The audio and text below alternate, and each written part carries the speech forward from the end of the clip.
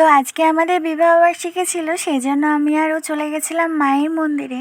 So hello everyone, তোমরা কেমন আছো? আশা করি সবাই অনেক অনেক ভালো আছো, আর আমরাও বেশ ভালো আছি। তো অনেক দিন প্ল্যানিং ছিল যে মায়ের কাছে যাব, অনেক ভিডিও দেখেছিলাম। তো ফাইনালি সেটা আমাদের ইচ্ছেটা পূরণ হলো। তো মায়ের কাছে গেছিলাম, আর মায়ের জন্য যেহেতু আমাদের বিবাহবার্ষিকী, আমি মায়ের জন্য একটা সুন্দর শাড়ি নিয়ে গেছিলাম। আর দেখো, মানে শরীরটা আমার এতটাই খারাপ যে পুরো চোখ মুখ পুরো ফুলে গেছে। তো যাই হোক, শাড়ি পরে এসেছিলাম ভীষণ, জার্নি করে, আর একদম ভালো লাগছিল না। তো যাই হোক, ওখানে মন্দিরে পুজো টুজো দিলাম। আর সত্যি কথা বলতে, যতটা কষ্ট পেয়ে আমি এসেছি, মায়ের মুখটা দেখার পরে জানি না সব কষ্টটা একদম নিমেষের মধ্যে গায়েব হয়ে গেছিলো। মায়ের ওই মুখটা দেখে আমি সব কিছু ভুলে গেছিলাম।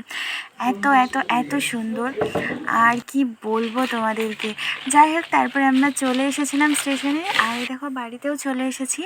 আর মা সমস্ত কিছু রেডি করে রেখেছে। আমি বলেছিলাম সেরকম কিছু করতে হবে না, তবু মায়ের মন, মা সবটা রেডি করে রেখেছিল। জানো তো, কথায় আছে মানুষ যেটা চায় সেটা কখনো হয় না। তো আমিও অনেক কিছু প্ল্যানিং করে রেখেছিলাম, এটা করব ওটা করব, কিন্তু আলটিমেটলি না, কোনো কিছুই আর হয় না। তো কী আর করা যাবে। তো মা যতটুকু অ্যারেঞ্জমেন্ট করেছে ওটাই অনেক অনেক অনেক। আর সত্যি কথা বলতে, মা যতদিন আদর আপ্যায়নও ততদিন। আর কেউ তোমার